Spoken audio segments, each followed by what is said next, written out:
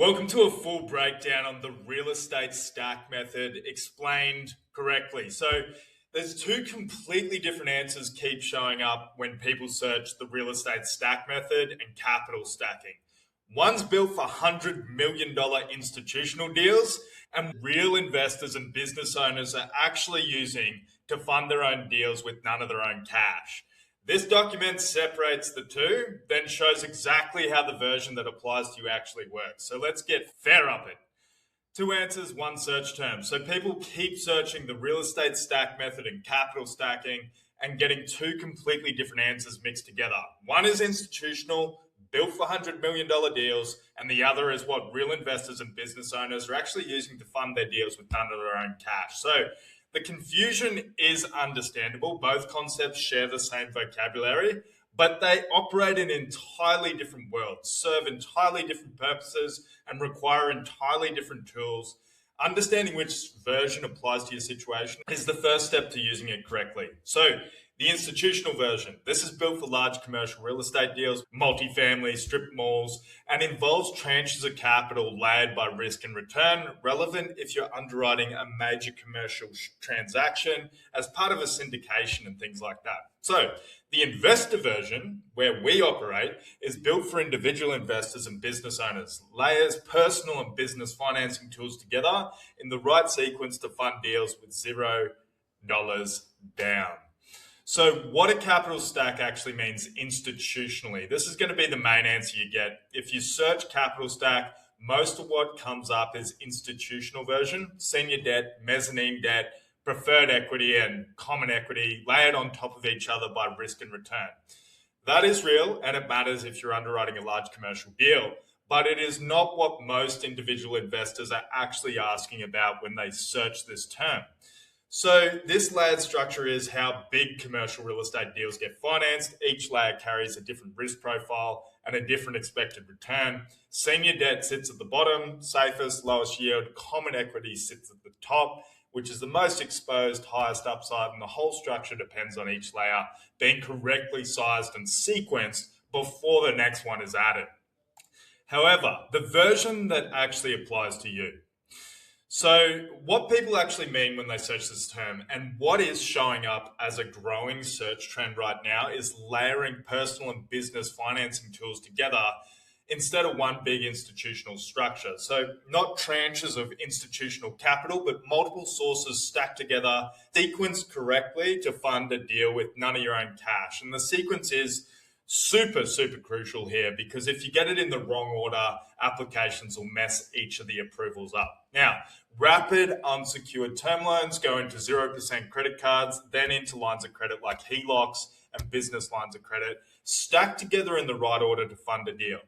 That is the real world version of a capital stack, and it is exactly what the 5-tool stack is built around. So the logic is the same as the institutional model. The order matters, the sequencing matters, and getting it wrong undermines the entire structure and approval odds.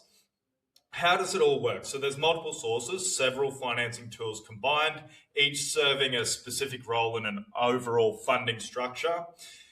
Correct sequencing, so the order in which tools are applied determines whether later approvals succeed or fail entirely, because each of the tools is going off a different set of underwriting criteria. So it's like putting a puzzle together. And then it's zero of your own cash. The goal is to fund the deal entirely through stacked financing tools, not personal capital. So here's our version of it, the gap-funded 5-tool stack in order. This is the actual stack, 5 tools, and the order they go in matters as much as the tools themselves. Applying out of order can knock out approvals further down the line, and the same way institutional lenders will not fund a deal if the capital stack underneath them is not structured correctly. So, number one's debt consolidation. If you're drowning in credit card debt or you've got MCAs through your business, we're going to drop your utilization, free up some monthly cash flow for the deal, and this is the foundation everything else is built on if you're in that situation. Otherwise, you go straight into your rapid gap funding, unsecured term loans ranging from 20 to 120K, funded in 1 to 3 days typically. And then once that money's in your bank, you can go into 0% card stacking. So in a single run, if you want to do business only, that's fine. You can double stack. But if you do business only, we're looking at about 150K, 12 to 21 months completely interest free. After that, we're actually ready to go and pull equity out of a home or an LLC owned investment with a HELOC. So say 150K plus on an example, interest only during the draw period, or mostly they'll give you an interest only period of about 1 year and then you'll have a draw period of 10. But it's still an incredible tool to have this backup sort of your own banking system where you don't have to keep paying closing costs to get capital. You just pull it out of the deal after every exit or equity play. Same time, you got business lines of credit. If you're running a business doing at least 20 grand a month consistently, you go and get about 100 to 150% of your monthly revenue, 50 to 250K revolving, pay interest only on what's drawn in many cases, similar to a HELOC, but backed by revenue in a business. So why sequencing is the whole game? Debt consolidation drops your utilization and can move your FICO score 40 to 80 points in a single reporting cycle. That stronger file is what lets rapid gap funding and 0% stacking improve for more. So HELOCs and business lines of credit come in once the file and the cash flow are both strong enough to support them. Skip the sequencing and you're applying for bigger tools on a weaker file than you needed to.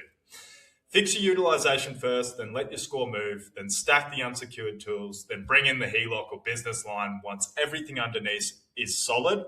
The logic is identical to an institutional capital stack. Get the order wrong and the whole structure is less stable than it should be. Every layer depends on the integrity of the layer beneath it.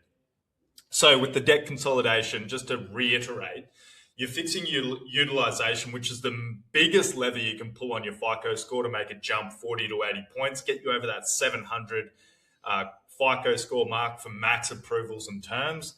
Then you're going into a 0% card stack, as well as rapid gap funding. You add a HELOC and a business line of credit, and that's the full stack. This sequencing discipline is what separates a stack that compounds over time from one that simply gets you funded once.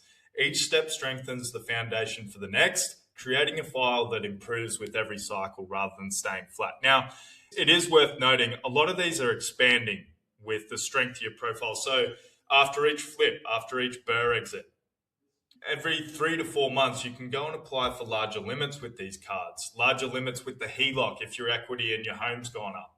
So that when you go to restack, you're going at much larger limits because your average credit limit is now increased.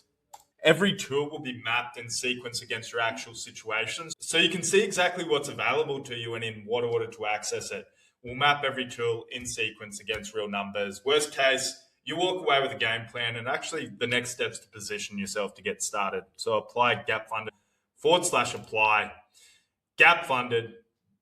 I'm Mick Wadley, founder of Gap Funded, days, not weeks. That is the real estate stack method. The actual version that applies to you, not the institutional one. 5 tools applied in the right order, layered together to fund your deal with none of your own cash. Now, the same sequencing logic that governs a $100 million institutional deal governs this one as well. So get the order right, build the file correctly, and stack. And every stack after this one is bigger than the last. 5 tools in the stack, each one sequenced from maximum approval and funding potential. 250K as a business line max, revolving credit interest only on what is drawn in many cases for that first year. 80-point FICO improvement. So many times we see people's score jump 40 to 80 points in one reporting cycle. Your utilization's paid down below 30%. This is what we can see. And in 3 days, you could have the rapid gap funding, 20 to 120K in unsecured term loans, funded fast if you're positioned and your profile is what they are looking for. I'm Mick Wadley. Let's go close something.